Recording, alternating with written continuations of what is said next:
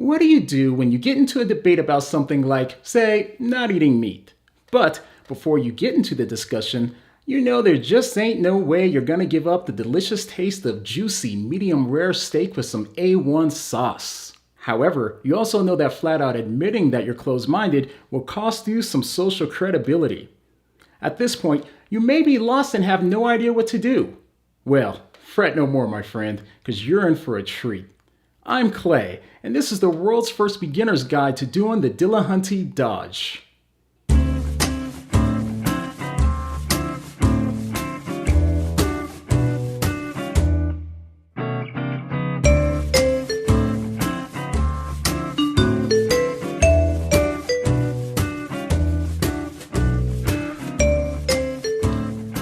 In this short training video, I'm going to teach you 3 surefire ways to dodge your opponent's facts and arguments when you get into the red zone. Today, we'll be taking you through a virtual tour of how Matt Dillahunty dodged the conclusion that he didn't like in his conversation with Cosmic Skeptic, and then we'll show you how he implements these exact same tactics in other debates, such as his recent debate with Dr. David Wood.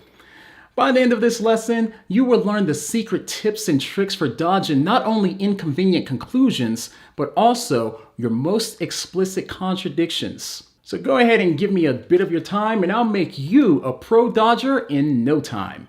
So, Dodge team, are you ready to duck and dodge? Well, that's excellent, wonderful. Well, let's go! Aside from debating religious people, Matt Dillahunty is also a professional magician.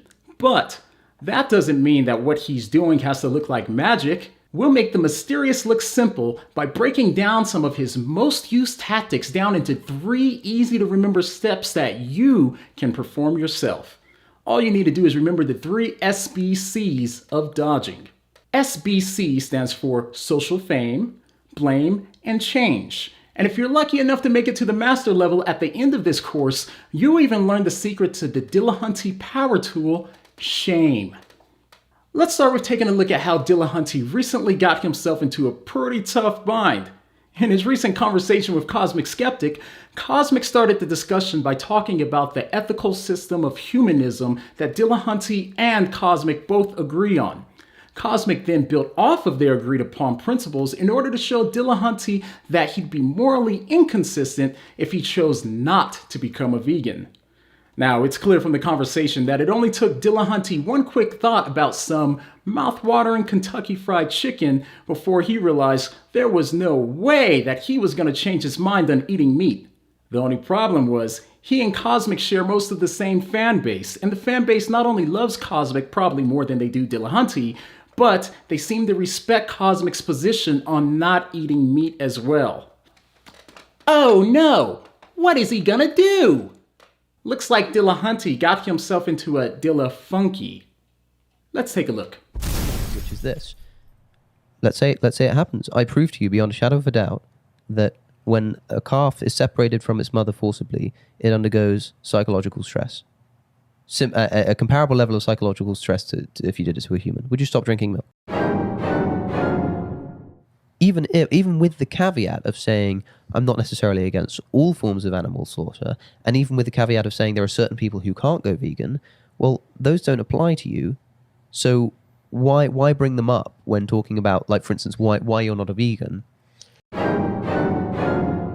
You have contributed to an industry that you've already said you think is almost certainly objectively wrong. Yeah. But you've done so in such a way that could have been so easily rectified. Just so easily by just choosing something else on the menu. Yikes! Looks like Dillahunty is in a pretty bad spot. What does Matt Dillahunty need to do when he's in a tough spot? That's right. Looks like he needs to do the Dillahunty dodge. But how is the Dillahunty dodge done? I'm glad you asked. Let's get into today's lesson. Now we will start with the first tactic and add on others along the way. Tactic number 1, dodge with social fame. The idea here for when you're using this tactic is always frame with social fame. In today's SJW-driven world, nothing gives you social fame like appealing to things that feel and sound morally virtuous. In today's debate sphere, socially uncomfortable facts just don't cut it. When is the last time that you've seen celebrities virtue signal by giving an emotionless rant with some boring and socially inconvenient facts? That's what I thought. The key here is to realize that in today's culture, feelings just don't care about your facts. But with so much whining and so many feelings at our disposal, how do we know which ones to use? Well, the answer to that question is any that make you sound socially virtuous. Now, when you're in a jam, the trick is to affirm any and all claims that sound or feel morally and socially virtuous, even if they lead you to be committed to views that go against your entire position. Remember, social virtue is king. Now let's see how Dillahunt implements this tool. Okay, so let's apply the test to see if this is really actually relevant to your views, which is this.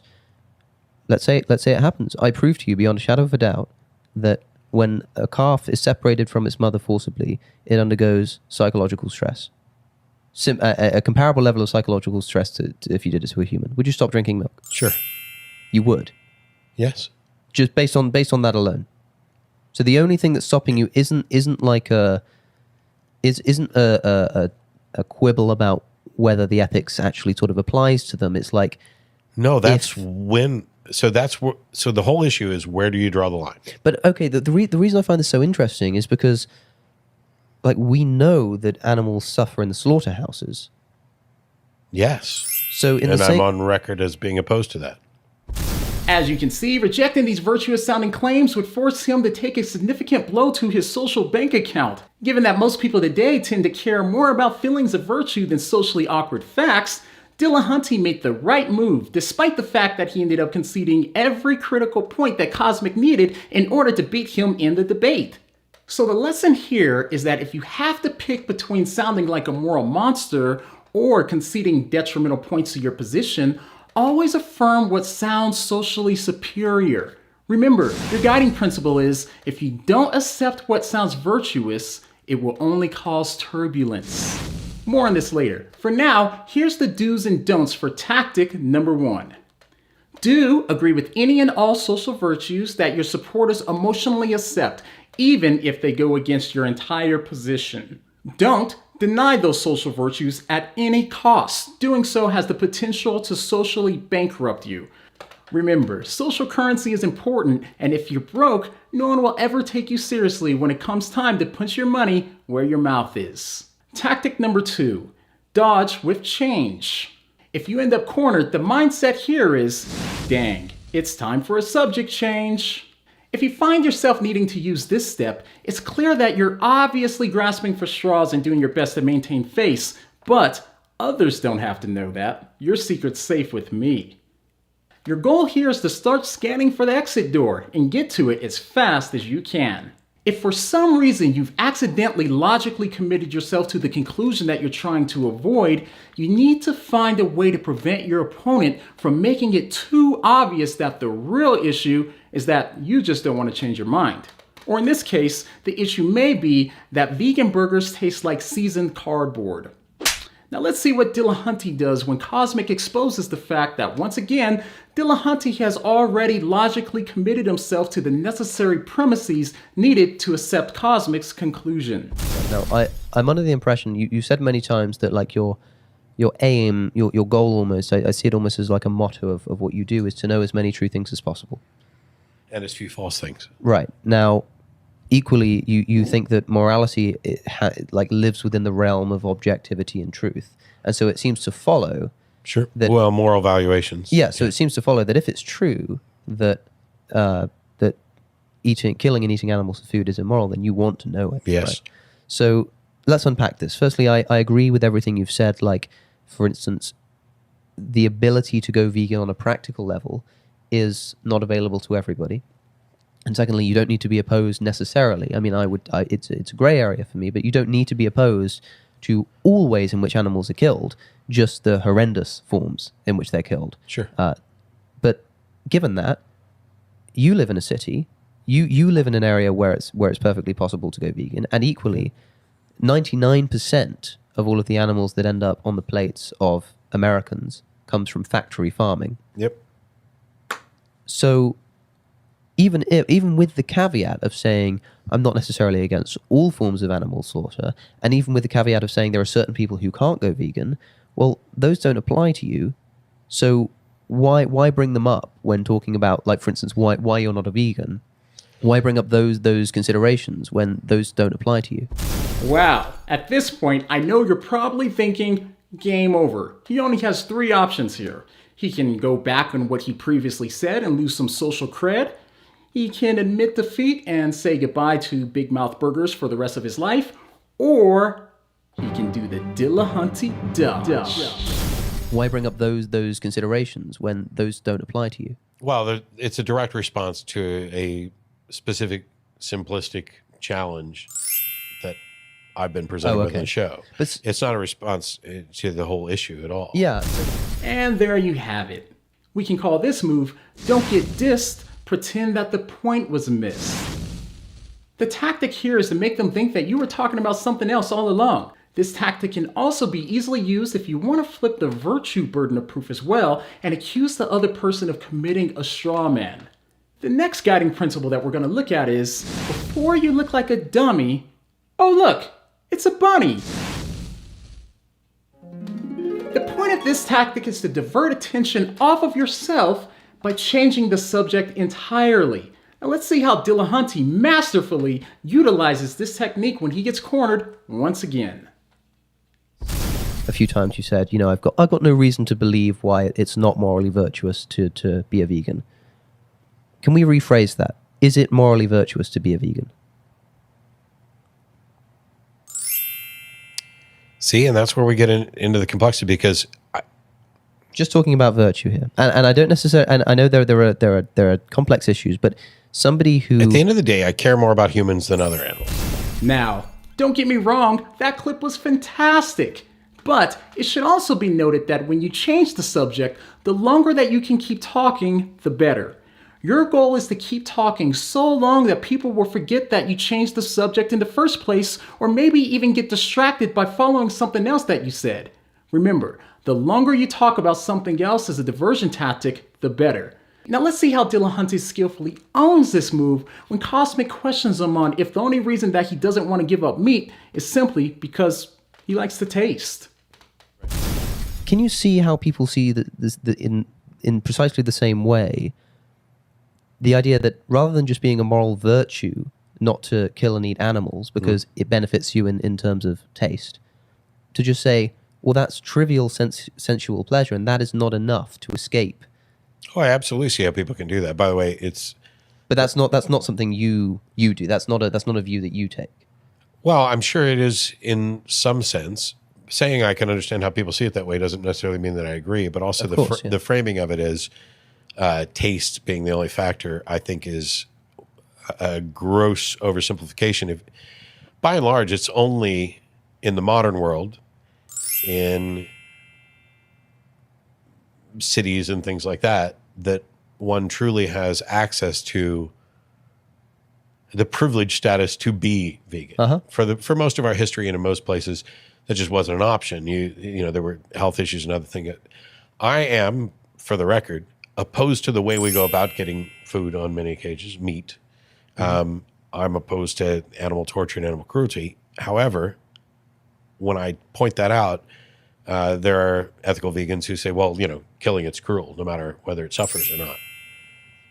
And I'm not necessarily sure that the thing is, I don't think we can boil anything down so neatly, because even if you ate a purely vegan diet, if you walk behind a combine harvesting food, we're doing a lot of destruction to animals, not just insects, but, voles and varmints and things like that live out there, physically killing them and disrupting a habitat. So I think it's kind of a little bit of cherry picking in some sense to say, oh, I'm doing this and it's better. It gets into I would never. So I don't have a problem with veganism, which was one of the reasons why this keeps coming up. As a matter of fact, I'm mostly pescatarian at this point. In fact, I think you said at one point that you do consider it to be a moral virtue. You think it is a good thing. I am convinced that it's likely a moral virtue. Okay. I don't. The variables are so complex that I haven't spent that much time actually digging in on it. Mm-hmm. But I know people who do it for health reasons. I know people who do it for ethical reasons, and I don't have any objection. My lone objection was to ethical vegans who say, if you eat meat, you are an immoral person. Yeah. And then failing to back that up with an understanding of morality that fits in with what I accept. And for the record, I don't think you're an immoral person for eating meat. I just think that what you're doing is immoral. That now I can see, look, because you're talking about in a moral virtue sense. Or there's no, a lot, what you're there's doing, a lot to unpack. What There's a you're lot to doing unpack, is doing the same thing I do in other scenarios, which is if I say you're a liar, I have a friend of mine who, if you tell him he's a liar, that's the worst thing you could ever say, because to him, being called a liar is a complete assessment of his character and worth as a person. Mm-hmm. When I say you're a liar, I just mean you're human. Every human's going to lie. And I don't tend to assess the entirety of someone's character. As a matter of fact, I don't even know how to do that. Like the old adage that, well, Hitler probably loved his mother. And you can find something positive about somebody. Is there a balanced scale of moral and immoral actions where you can say, oh, this is a bad person? And I just don't do that. I talk about the actions themselves and not the person. Yeah. But okay, so there's a lot to unpack. Wow. Incredible, isn't he? Astounding. It's almost as if you could see him realizing that he may be morally obligated to get rid of meat, while also at the same time thinking about how fish tacos never sounded so good. His instincts seemed to kick in, and he decided to dodge by carrying on for several minutes about absolutely nothing. Now, there are other ways to dodge by change, of course, such as flipping the burden of proof. Now, let's see how Matt masterfully flips the burden of proof to Cosmic in order to take the heat off of himself. And if you said a moment ago that you're almost convinced that is just objectively wrong, the factory farming industry. If it's the case that every single time you go to a restaurant, that's where your food's coming from, then it's not difficult to just choose something else on the menu. Sure. So why don't you do it? Who said I don't? Wow, that was an excellent dodge. That's one of Dillahunty's favorite dodges to use in his public debates. I still don't get where the moral obligation is coming in for someone who, if you have a conditional statement, if X, then Y. If you're seeking well-being, then here's how you get to it. Solve it with God. The only problem with flipping the burden of proof to Cosmic Skeptic is that Cosmic was kind of in a position to call his bluff. To just choose something else on the menu. Sure. So why don't you do it? Who said I don't? Well, I mean, do you have you eaten meat in a restaurant in the past week? I ate crab today at a restaurant. Yeah. So that means that you don't. That means that. Well, I don't think that the crab was factory farmed or harmed or in the sort of immoral suffering that we're talking about. I mean, like, have you eaten pork in the past week at like that was not prepared by yourself or a friend in the kind of ethical manner that you're speaking of? I was going to say probably not in the last week because I don't actually eat much, but I actually have, because last night at the Thai restaurant I had pork. Okay, or we could just rephrase it. So you may be asking, if he really did eat crab and pork within the last 12 hours, why did he try to punt Cosmic on the defense by asking Cosmic how he knows that he didn't? Well, the answer is, in desperate situations, you need to just say whatever you can to get the heat off of yourself, even if what you say makes absolutely no difference.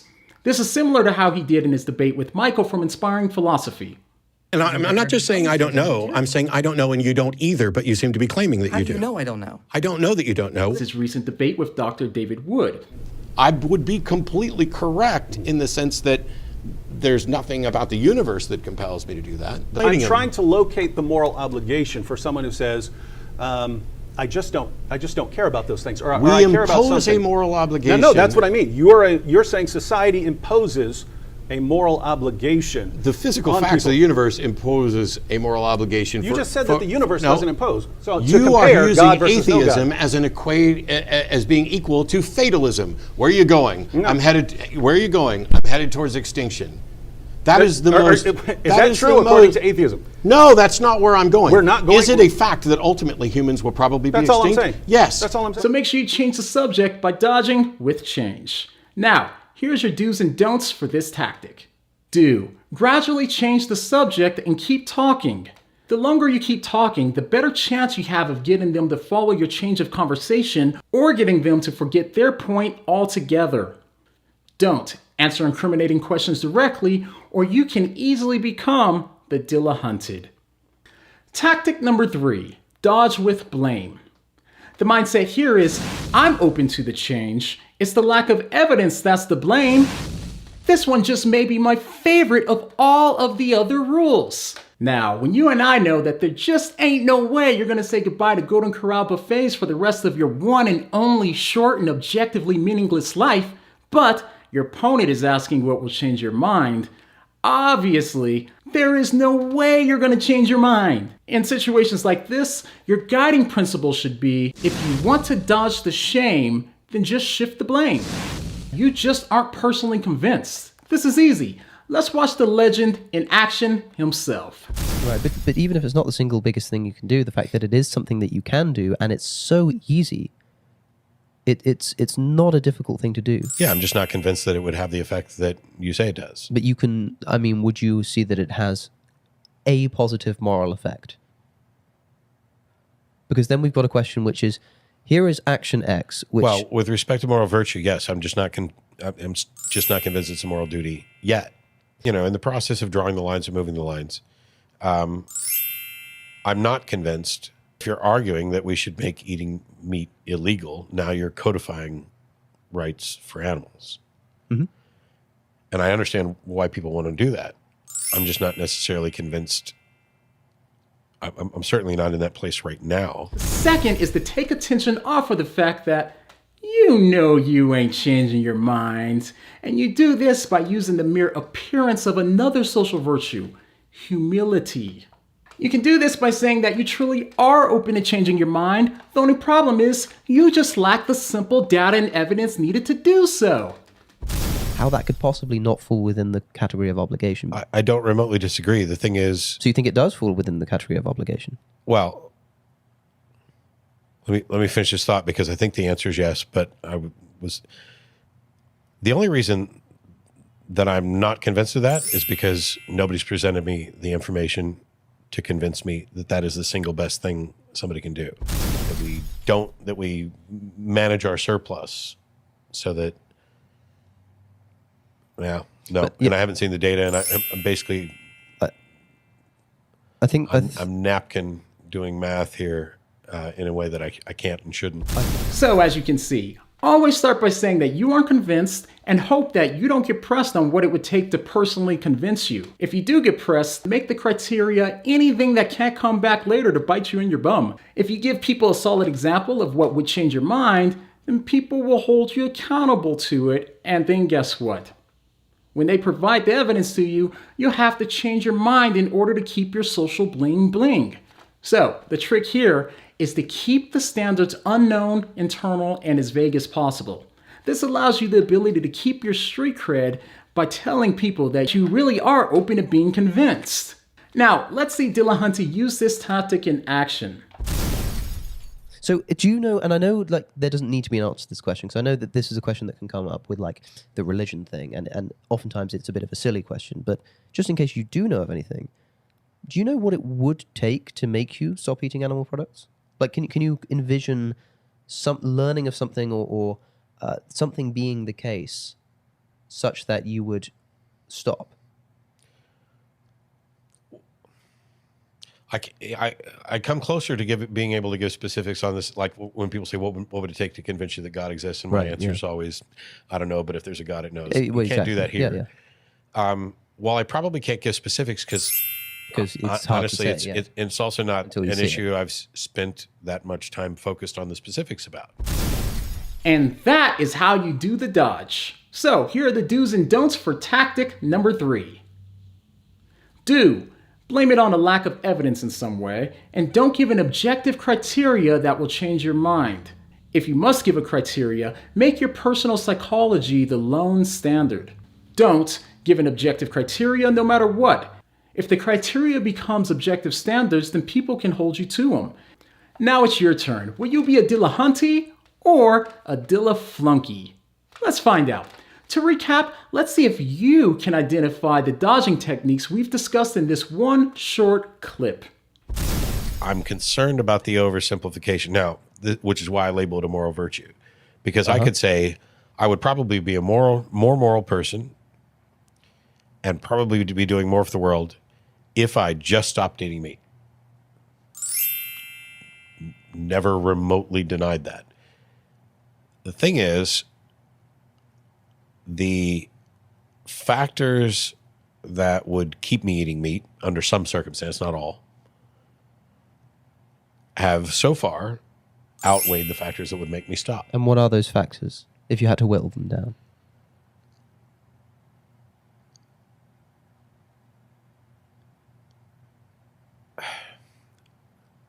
Whittling them down is kind of difficult. Most of them we've talked about at some point in here. It is...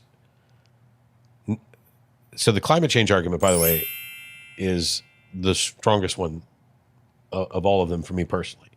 When other people presented this about, the impact of this, I'm like, yeah, that's an issue. And if that's the case and I have accurate information, then yep, on board.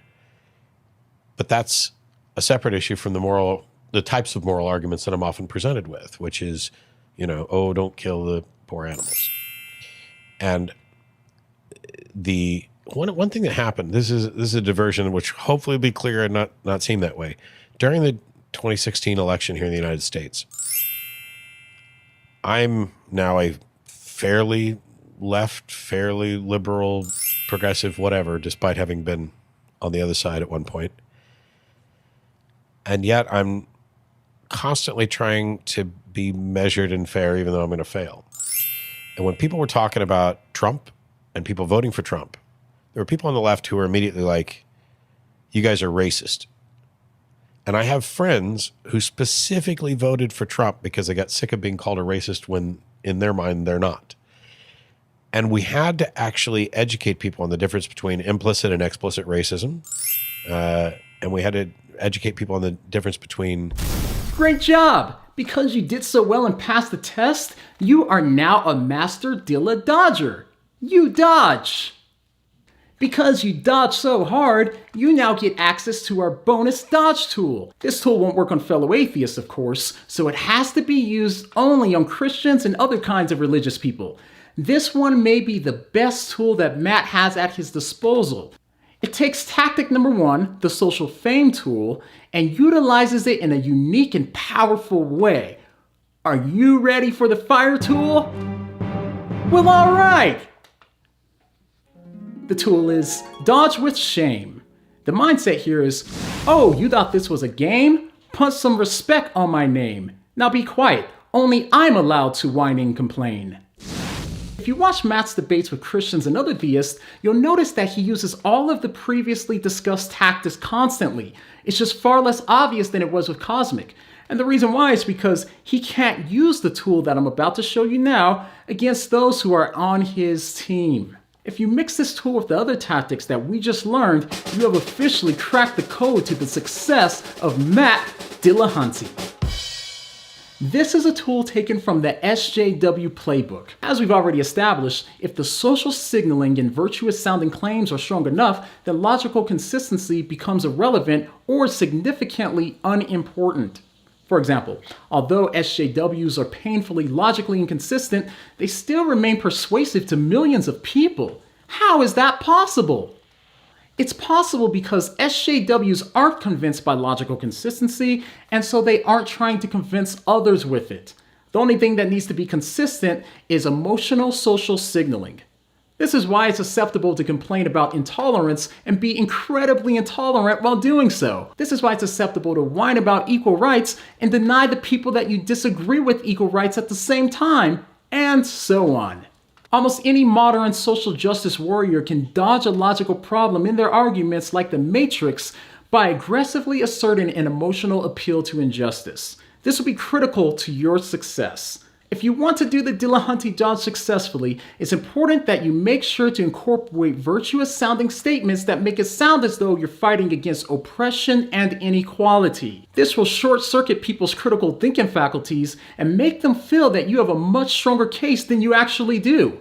As a matter of fact, as I've said many times, if there is in fact a God and he's not a humanist, Screw him. I don't care what he thinks. Can he squash me like a bug? Yes, but that doesn't make him more moral. Can he send me to hell? I will go to hell knowing that I was a morally superior to the thug that sent me there. The last one is another one that we've learned from psychological studies. If someone doesn't know what they're talking about and has really strong tone and body language, then people find them more persuasive than people who are experts in the field who really do know what they're talking about, but don't have that same tone or body language. Now, watch how Dillahuntty tries to discredit his opponent's credentials by using the simple bully tactic. I'm a philosopher, so if we're talking about like a moral I dispute argument, that, but that I'm a philosopher? yeah. I have a PhD in philosophy. And Wow, brutal, right? And here's some other ways that Dillahuntty convinces people, not by fact, but by body language. Right? And I think they're that pointless and meaningless because I'm looking at it from the big picture of here's the universe, here's us. I'm defective and that other people could be right. And so if you're talking about God commanding this or God commanding that. Boy, he sure does look confident, doesn't he?